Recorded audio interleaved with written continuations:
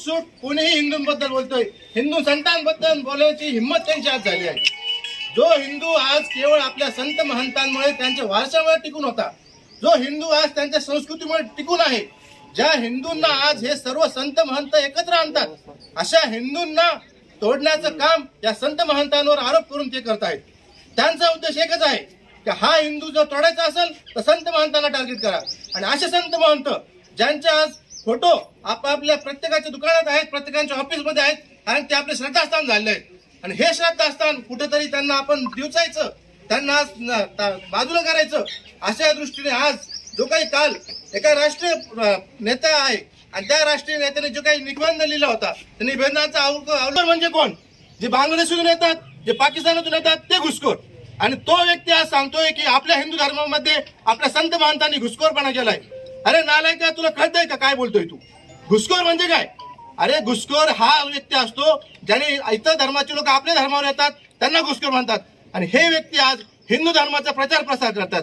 जो हिंदू झोपला होता, जो हिंदू जागी नव्हता, ज्या हिंदूला आपले हक्क कर्तव्य कळत नव्हते, जो हिंदू आज जागू होऊन तो त्याचे कर्तव्य अंमलबजावणी करतायत, त्या हिंदूंना जागृत करणाऱ्या या संत महंतांना हा नालायक घुसखोर म्हणतोय. त्याच्याकडे कोणताही कागदोपत्री पुरावा नाही, त्याच्याकडे कोणत्याही कोर्टाचे न्यायालयाचे निर्णय नाही.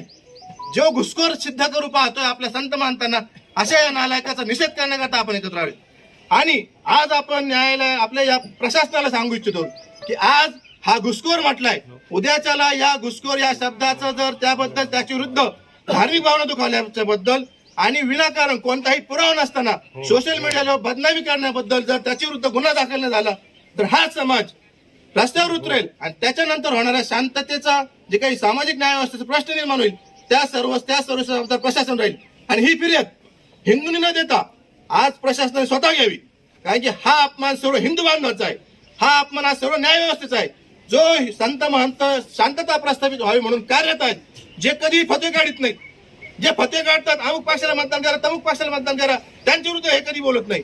परंतु जो संत महंत सांगतात की सर्व धर्म समभाव सर्वांना धरून चला, अशा लोकांना हा राजकीय प्रेरित म्हणून संबोधित करतोय. ह्याचा नेमकी उद्देश काय, ह्याच्या मागे कोण आहे, ह्या सर्व गोष्टी जाणून घेण्याचं गरजेचं आहे. आणि याकरिता प्रशासनाने स्वतः जर फिर्याद दिली तर निश्चित प्रशासनावर दबाव कोणी आणणार नाही. व्यक्तिगत जर एखाद्याने फिर्याद दिली तर त्याच्यावर दबाव आणण्याची पूर्णतः शक्यता राहील. त्यामुळे माझी विनंती आहे, आज सर्व हिंदू बांधवांची उद्या आहे, प्रशासनाने स्वतः फिर्याद घ्यावी. आणि या व्यक्तीचं जे काही यांनी बोललाय, हा कशामुळे बोलला, याच्या पाठीमाग कोण आहे, ह्या सर्व गोष्टी तपास झालाच पाहिजे. आणि याकरता आम्ही आज सर्वजण एकत्र आलो. जय श्रीराम. जय श्रीराम.